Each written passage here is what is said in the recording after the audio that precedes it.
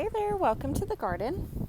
I'm going to try to get through this video without our new family friend, our new rescue dog barking. He has decided that he just likes everybody to know that this is his yard all the time. Tell you what, there's definitely a lot more landmines to look out for with him around. So zinnia seeds are definitely popping up. Gladiolas are popping up back here. Let's see what else. I think there's a couple blue bonnets. I'll just fill in. Cleaned out the ranunculus and tulips. I also cleaned out the tulips in the front. Definitely going to try ranunculus again next year, but I'm going to start it like a month to 2 months earlier just so that we can potentially get a little bit more cooler weather for them to bloom. Irises are looking good. This one actually has bloomed 3 times. It's absolutely gorgeous.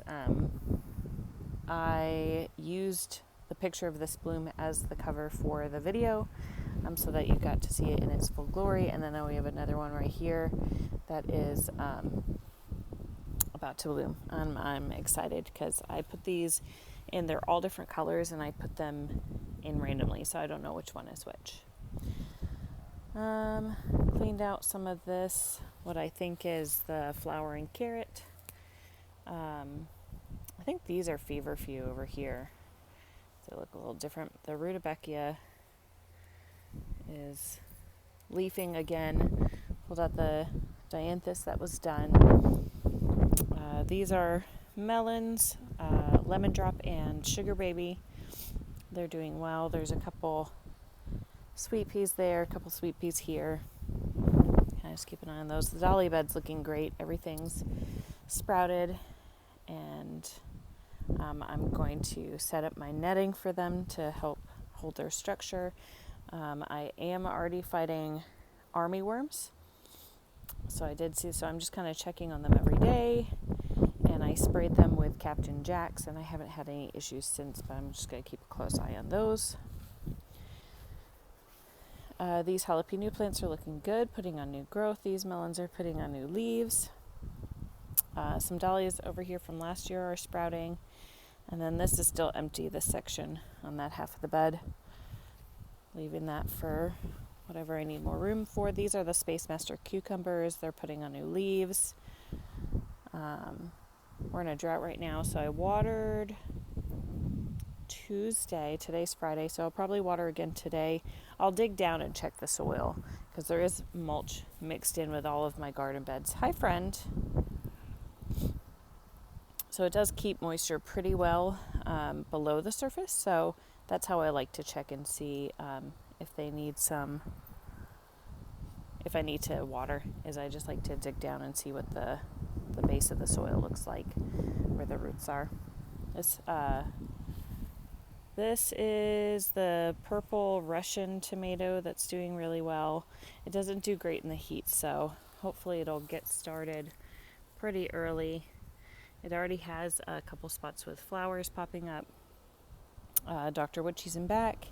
This one is the strawberry black cherry or the black strawberry tomato. I don't remember. And then I have new tomatoes. I'll show you my starts that'll fill in these spaces for the ones that didn't make it. This is a dahlia from last year that's blooming again. It didn't bloom last year, so I don't know what it looks like. And then this is where I'll plant my cucamelons, which are restarted. Sunflowers are all popping up. This one looks like it's gonna bloom soon. A couple of these. Some of them are dwarfs, but they're all on the smaller side because I don't want any 8-foot sunflowers. I kind of packed them. I didn't realize this one was going to be such big leaves. So I kind of overcrowded the space because I didn't know those leaves were going to be as big. I'm not sure which kind that is, but we'll find out. I have some more, so I can always do another succession. These are the honey nut squash, which are doing well. Putting out new leaves. Green beans are doing great. They grow pretty quickly. try to get around in before powdery mildew sets in on those. They're very susceptible. These are the Tokyo cucumbers. They're doing well. I had planted other seeds that didn't do well. A couple I think popped up, but either armyworms got them or what. But choose fine. It's going to make a lot. I'll just train it. And then this is my Cajun bell pepper plant. And I'll tell you what, these aphids this year are going crazy. You can see them on the underside of that leaf. But I did see, so I sprayed with this bee-friendly stuff, and I sprayed with Captain Jack's. They're also all over my daylilies, which is very weird. I've never had that happen before, so I sprayed that as well. But I did find a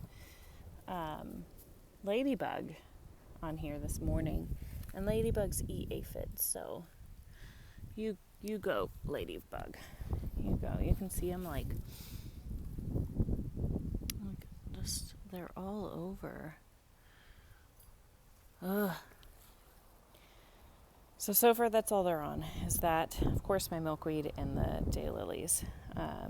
Tommy Toke tomato is doing great. The next one over is the black strawberry. Okay, so that other one's a black cherry. And then I have this, I restarted the sunrise bumblebee tomatoes as well. These are the calendula. I've been pronouncing it calendula, but I heard somebody pronounce it calendula the other day. Either way, giving those a try. I did like a whole row, and only this side did well, so I'll have a spot for other flowers. Citrus is still doing the same. No big changes on that. Nasturtium's doing the same. Green stalk's doing well. There's my dahlias from seed that are blooming. And then I have snapdragons in here as well, and they're blooming. So that's fun. I might, wish I had more flowers blooming right now. I would put them in a vase, but so there's some little baby strawberries on here. Hi you. Hello. And then my micro tomatoes, these are orange hat tomatoes from Baker Creek, are doing great. Just waiting for them to turn orange so I can eat them. Parsley's killing it. And then the herbs are doing great. The basil's like in full thrive. Everything's doing well there.